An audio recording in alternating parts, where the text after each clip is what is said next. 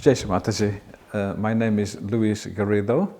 I met Shri Mataji in 1982, and today I've been asked to say a few words about the grave of William Blake. I'm Carol Gurrido. I'm the other half of Luis and Carol Gurrido, or Carol and Luis Gurrido. We knew that Shri Mataji had said to the early Saj Yogis to go and visit the grave of William Blake to pay respects to his grave. Somehow I decided not to do that. I think before coming to Sahaj, I used to be afraid of ghosts, and had difficulty in the night sleeping because of that type of fear. This got cured in Sahaj in no time, in maybe 3 weeks after joining Sahaj, that fear was cured. But one never knows, let's play safe, I decided that going to a graveyard may not be the best for me. So I had kind of decided I'm not going to visit the grave of William Blake, But destiny was different. I started working close to here. I had a job. And I thought it's about time I went to see where Blake is buried, because Shri Mataji told us, and I knew this from 83 or 82 or sometime when Shri Mataji said, or at least we were talking about it amongst the Saj Yogis, or somehow I knew that Mother had said we should mark William Blake's grave properly, or there should be something there. One day Carol comes home and says, guess where I've been eating my sandwiches? I don't know. Well, next to the grave of William Blake. I said, oh my God, you must be out of your mind. Going to a graveyard alone at lunch to eat your sandwiches, you're going to get yourself mugged or killed, You must be out of your head, Oh no, it's very safe. We are going together. All the colleagues we're all going there together at lunchtime. And I've been a few times now, so it's wonderful, very peaceful. Lots of people passing by because it's a different cemetery from usual. There's an important alleyway, which is like a thoroughfare, and people who go to work have to cross through and walk around. So there's lots of people walking through there, so it's very safe. Well, in that case, it looks like I want to go and see it as well. So then one weekend we came to see Bunhill Fields. And of course we came up to the stone that you see as you come in. We saw that on the gates, on the 2 pillars on the gates outside, they've got the names of quite all the important people buried here. William Blake's name is on one of them. And then you arrive here and you see this quite humble stone, and it says just nearby lies William Blake and his wife Catherine Sophia. This nearby, it's quite surprising rather than here lie. So we knew there's something wrong. We still don't know the actual spot. It's somewhere nearby. We also knew from listening to a talk of Shri Mataji, a talk she gave, which we attended in 1984, very close to William Blake's birthday. I think it's the 23rd of November 1984. Shri Mataji again talked about William Blake, because this is very near. The birthday of William Blake is on the 28th, so Mother was giving a talk at the Friends Meeting House in Hampstead. And in that talk, it's pretty obvious Mother had just been to visit the grave of William Blake. She even gives the postcode of the cemetery in case we want to go and see it. So she's saying that place is very neglected, not properly looked after. The grave of William Blake should be better respected and celebrated. And if this was in India, people would show much more respect, and it's a shame people are walking all over his body. These are the things Mother said. This was in 1984. And I think, being a landscape architect, I thought, nearby there must be something somewhere, there must be some records or something. And then somehow the inspiration came based on certain things Mother did in Portugal. In Portugal, on one occasion, Shri Mataji was, this was in 1982, she was giving a public program, a follow-up program, and the hall had been booked, and if my memory is right, only up to 1 o'clock in the afternoon. And so the caretaker of the hall came and said, Shrimataji, we need to go now, please can you stop the program? Because he had to go and sell some ceramics and artifacts at a particular fair.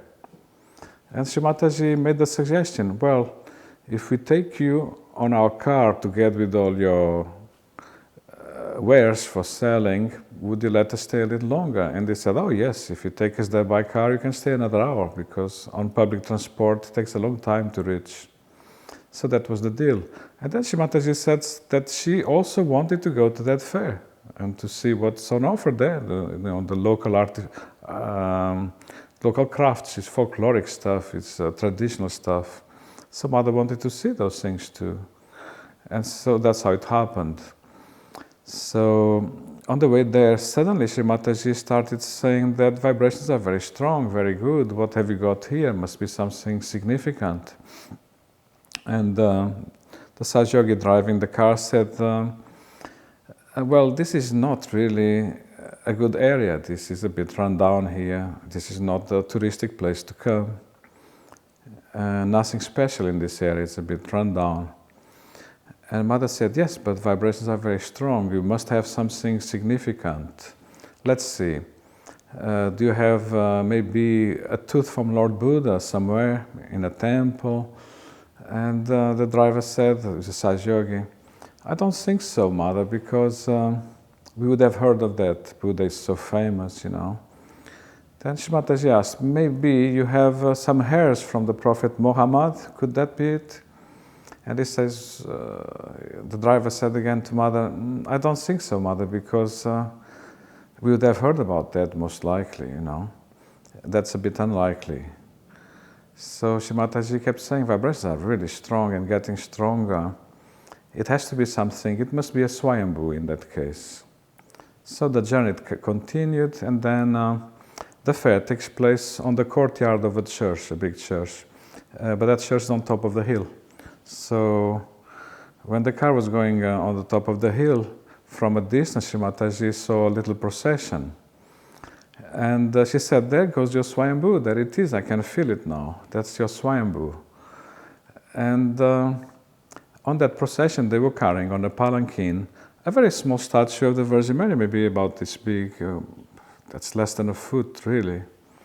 Very tiny. It's very rare. I've never seen such a small statue being carried on a palanquin in Portugal. That statues are usually quite big. They have to be seen by everybody from a distance. So Shrimataji said, go inside the church and ask them, and they will tell you about the history of this statue. And which you did. And there was a little booklet even to explain the history of that statue. That statue was very precious. It was a miraculous statue.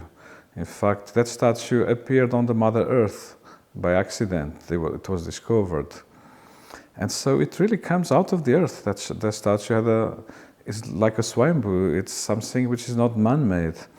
The story behind that statue, as explained on that booklet from the church, is that the children were playing in the fields with the dog went after a rabbit, the rabbit went into a hole, the dog went in, but the dog would not come out. They could not take the dog out. So the man had to dig the side of the hill to go and find the dog, to save the dog. As they dug, they found a big grot there.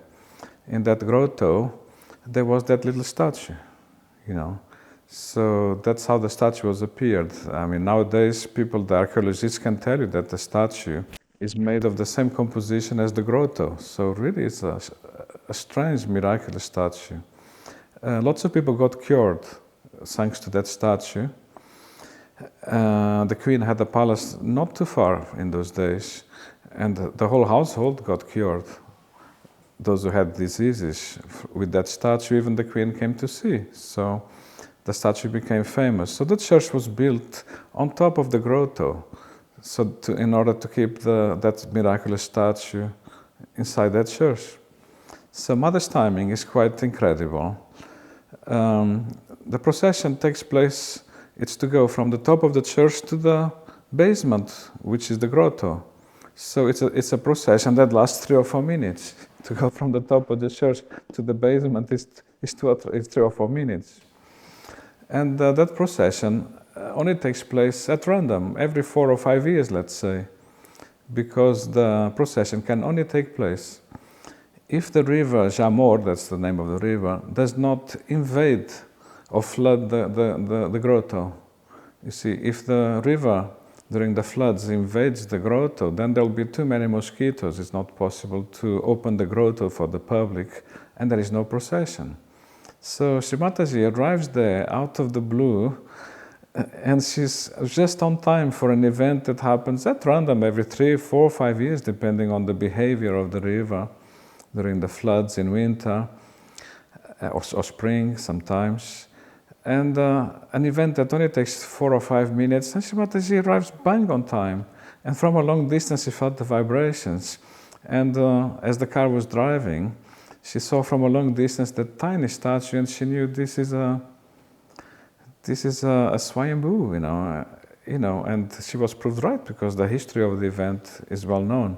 This happened back in 1822, so this happened many years ago. We had lived in Lisbon all our lives. We had never heard about this statue, although once upon a time the statue was very famous. So this is the story that gave us the inspiration for feeling the vibrations of the grave of William Blake. So then we felt, well, we're Saj Yogis. Luis had these experiences with Mother in Portugal, which were about how much vibrations a hair of the Prophet could give, or a tooth of the Buddha. So Luis was saying, gosh, we've got the hair, all the hairs and all the teeth and all the bones of William Blake. Surely we're going to be able to sense this on our vibrations and feel it. And we did. We walked around, and it was here where we just suddenly had this most incredible experience of feeling this rush of cool breeze coming down, and the fragrance. Mostly, for me, it was the fragrance. It was bliss, absolute bliss, feeling those cool vibrations. And suddenly we noticed there's an incredible fragrance here. Such a joy we felt from that fragrance. And suddenly Carol says something interesting, because she was born in India, and she said, oh, I know this fragrance. It reminds me of when I was little in India after the rain. This is the smell of the Mother Earth there in India. I love this fragrance, she said. It was divine fragrance. We just couldn't believe it. So we stood there enjoying that.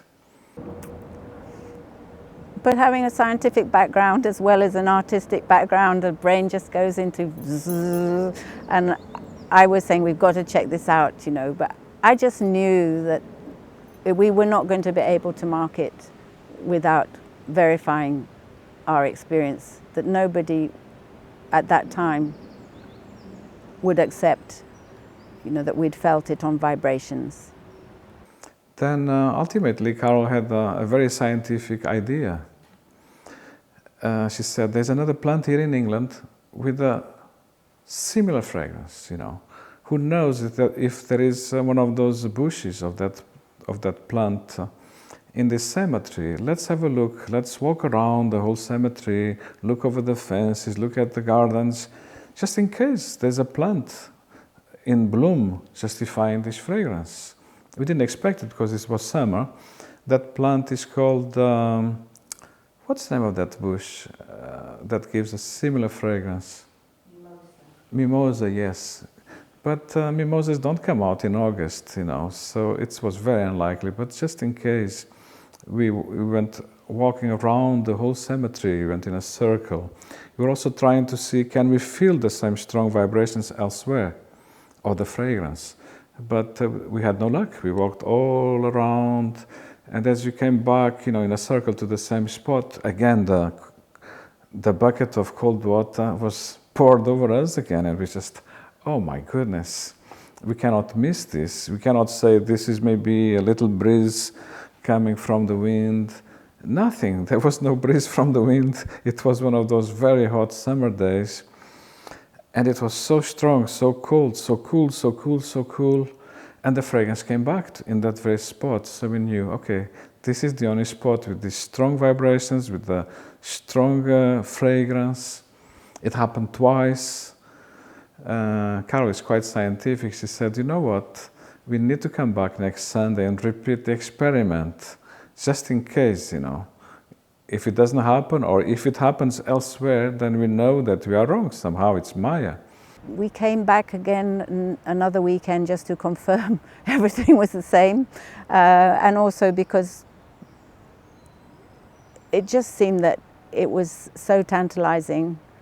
So we did that, in fact. We came next Sunday and did the whole experiment again. We put our hands out, starting from the old gravestone of William Blake, and it took us, as we reached that spot that we already knew, the vibrations and the fragrance came back. So we felt, oh my God, we just sat there. It's not sat, we just stood there with our hands out, and we stayed there for quite a while, just lost in that joy and that feeling this worked, The experiment repeated itself, It's like a confirmation, And we just stood there enjoying ourselves. And suddenly I feel someone tapping on the back of my shoulder. And it's a guy, And he asks me, "What are you doing standing over the grave of William Blake?"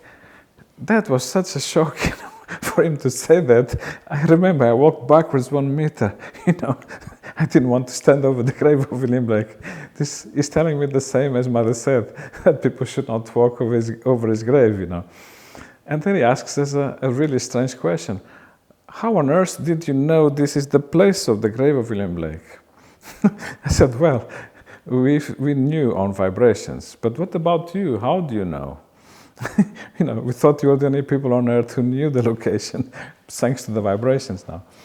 And he tells us, "Oh, there was an old man who told me this was the location, used to be known, That's why the gravestone you saw there, that gravestone used to be on the spot back in the 60s. This happened in 2002. 2002, around that time, that's when we discovered that location. Rediscovered it. The location used to be known and used to be marked by that gravestone. But the gravestone was taken away in the 60s because of a redesigning of that location. The gardens were redesigned in the 60s. That stone, which was here in the 1960s, 1965, it was moved to where it is now.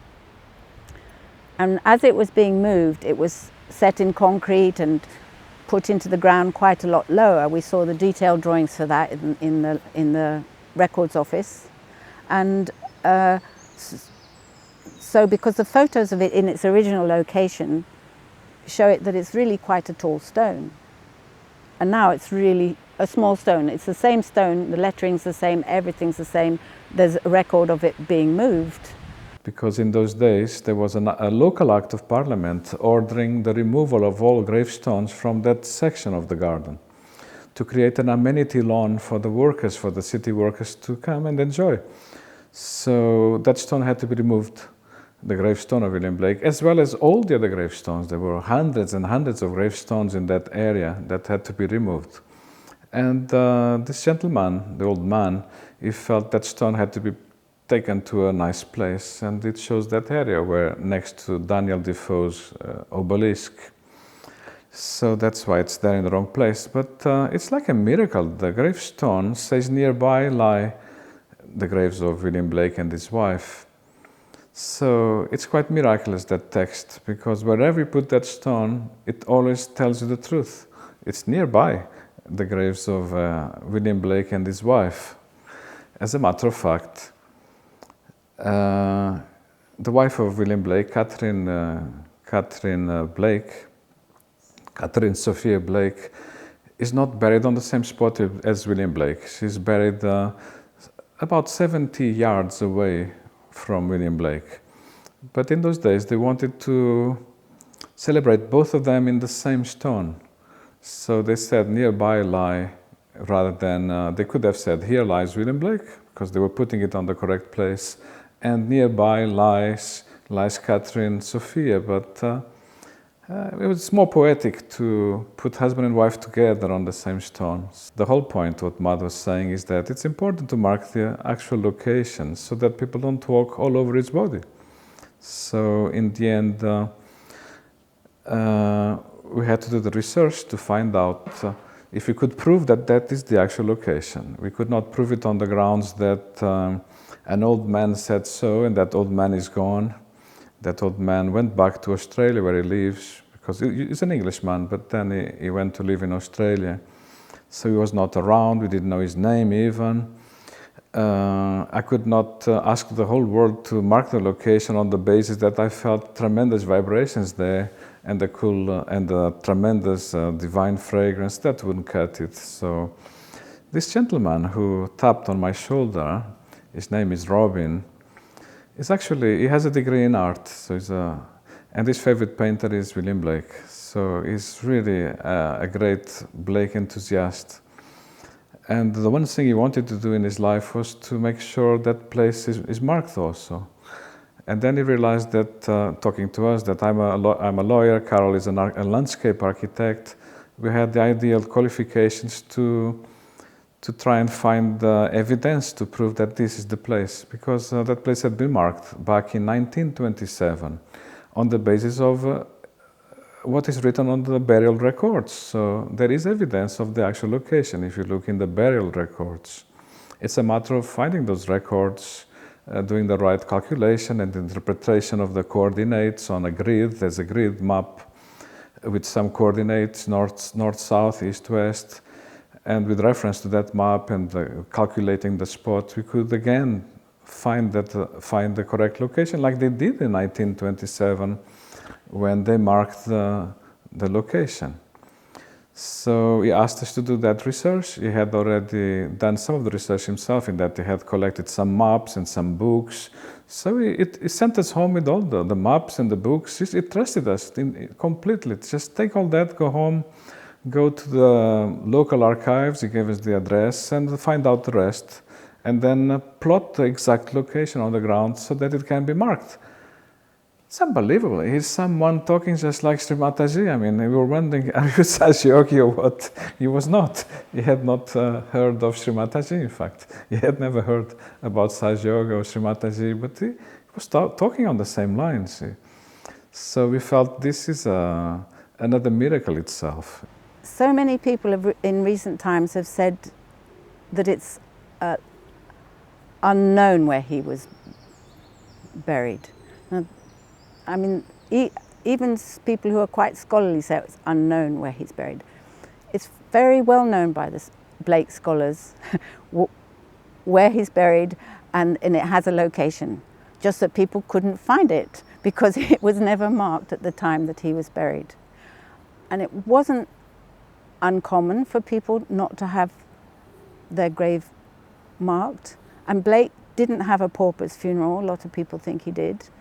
The burial order book says that he was brought from such and such a funeral parlour, or I don't know what they called it in those days, which was in Piccadilly. Very respectable funeral. I think even the costs of the funeral are known by the scholars. So they did know he had a good coffin. And in those days they did, however rich you were here, when they opened up a grave, they could dig it as far as 15 foot down, some of them just 12 foot. And then in a matter of maybe 5 days, I mean, this location here where Blake's buried was completed in a little under a week. And then there were sort of 7 people buried in the same location. Blake is buried at 9 foot deep because they recorded the depth of the burial in the order book. So all these things are known. So it's not that, it's just that for some reason, Blake's family and many other people just didn't mark graves in those days. And of course a bit confusing because quite a few people are buried in the same place. But you'll see from here that loads of the graves are in fact marked. And then some of them are vaults, of course, those are marked. So I suppose why I'm going on about this is that it's not as much a mark of disrespect for Blake that he was not given a stone at the time. It wasn't that unusual. Because even the Queen of the time, she actually gave quite a lot of money to Catherine Blake after Blake's death. So the Queen knew who Blake was. She knew who Catherine Sophia was. But such was their self-respect and the fact that Blake had really provided for Catherine Sophia after his death with all the magnificent works. She knew how to print things, and she was a good saleswoman actually. So she returned the money. She said, "Thank you very much, but Mr. Blake's provided for me, there's no need." I mean, with respect, you know, but she was self-respect as well. And during the research, we kept having little miracles here and there to find the actual documents that were necessary. I remember one day at the library, we asked for some sets of documents, and they brought us the wrong box, in fact.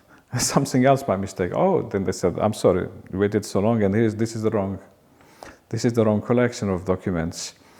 But by then I was already looking into documents, and although it was the wrong box of documents, there was a paper there written about the location of the grave of William Blake, which is another small surprise. Many small little miracles were taking place to keep us confident that we can do the research, although now it's already in 2002, to discover where it used to be, you know. At the time of Blake's burial, some of the ancients, as they were called, you know, the people young men who were following Blake as a prophet and as a teacher and a guru, let's say, but as a prophet, they consider him a prophet. They didn't all manage to get to the funeral. And one, I think, is George Cumberland. This is known by the scholars, and they say this is one of those things that was recorded, that he was buried 25 feet from the north wall, and then at the end of that he put an extra little note and it said N80. So he'd written this down on the back of a letter that Blake had sent him to George Cumberland. George Cumberland wrote on it the 25 feet from the north wall, N80. Really enigmatic kind of a, you know. And people used to try and use that to locate Blake's grave, because obviously that was shortly after the funeral. It wasn't until 1927, which was the centenary of Blake's death, that Thomas Wright, who had started the original Blake Society, had a campaign to mark Blake's grave. So you may say, how did he know where it was? We didn't find this out until this information was coming to us in bits and pieces and in different orders and everything. So Herbert Jenkins in 1911 located the grave. Thomas Wright was a great researcher and a great sort of one of these Victorians who sort of knew everything and did everything and started lots of museums and societies, but he wrote a lovely book about Blake and his life, and he really understood Blake, my gosh. And even we also found a photograph of him standing on the day that the memorial stone for Blake was put up. We later found out how he had found the information. He knew of Herbert Jenkins, but I think he also had, they also reconfirmed it, because the Reverend Michael McNeil, who was the pastor of the Methodist chapel across the road there, he was also interested in Blake. And he went to see the Guildhall librarian, and the Guildhall librarian wrote a little piece of paper and typed out how to find a grave at Bunhill Fields, for example, like William Blake's. Now, that was one of the first things that we found when we went to the library on our first visit to the library, the librarian showed us things, and he showed us this thing, a box called the Nobel Collection. And in it is just a jumble of papers. And he just sort of pulled out a few. And he said, oh, look, here's one. And oh, look at this one, he said. And this one was the one which was a typewritten sheet telling you how to find a grave such as William Blake's. Wonderful, you know, we thought we've got it. This was right at the beginning, but it... Anyway, that was done in 1924. You could also see on the map, which was another map, which is crucially important in finding the grave, that there were tiny little crosses and things around where Blake's grave was, and they had been making the calculations on this map. And that was also around, so around that time, I think the Reverend McNeill and the Guildhall librarian were just confirming where Blake's grave was before marking it. So that's mid-war, they marked his grave. And we think that what happened by the time, why by in 1965 were they moving it again? You know, didn't they know it marked the location? Well, I think they didn't know it marked the location because we asked a lot of, first of all, I thought it might, well, you know, you never know. Let's speak to the officers who were responsible in the City of London. All of them had retired, of course. Nobody could remember anything. We didn't have full information in their records of exactly how that stone got moved, but we got enough to find out, to move us well on our way. But the Second World War came between those two dates, and I just think it was just washed from people's memories, and people just forgot. And so we realized that people do forget in a matter of sort of 40 years. Collective memory can be lost. And you don't realize that when you're young. You think, oh, you know, 40 years' time, I'm sure. But no, the generation, it does get lost nowadays because we don't pass on things. And I think that they genuinely didn't know that it was, I think they were a bit confused because the angle at which it's put there, it's facing like this, isn't it? As you come in, it's facing you. But if you look at all the other gravestones, they're all facing that way, and Blake's face is this way. So why did they do that? Was that just a design feature because he's important to show them, well, it worked, but actually no, they've been asked to maintain the same orientation from where they took it to where, that's why the other one's at slightly funny sort of angle next to it. I don't know if you see. We don't have the markers that they had used in those days for marking where the lines were marked out. That leads very nicely to where are those, because about, you know, I don't know how long we were coming. It was many, many months, and it took us more than a year to get it all together and write it all up and everything.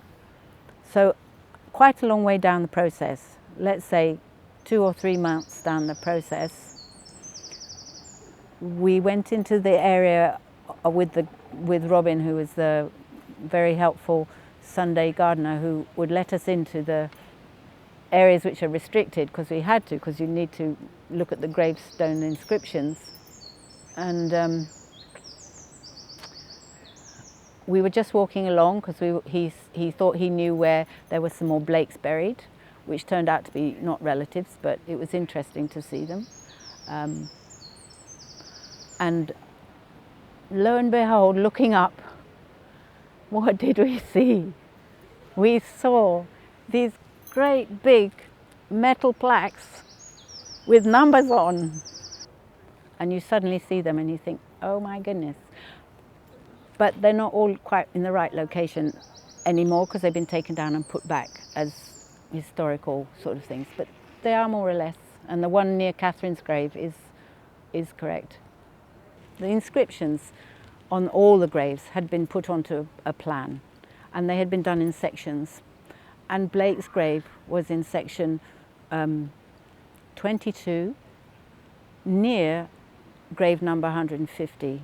So that had been recorded on a plan in the 1960s. The Scales tomb, like the Reverend Wilkes's tomb, which is there, are the only surviving graves in Bunhill Fields which can be used to locate William Blake's grave. Without them, you couldn't do it, because you wouldn't know how the grid system worked. And of course, we were able to find all the documents. To prove that, we wrote a little study about that. The whole Blake Society in UK and Blake Society in the United States, they all accepted that the information was correct. It had been known in the past, you know, we were just rediscovering the location, but everybody had forgotten the location since the 60s, you know. Time passes and people forget.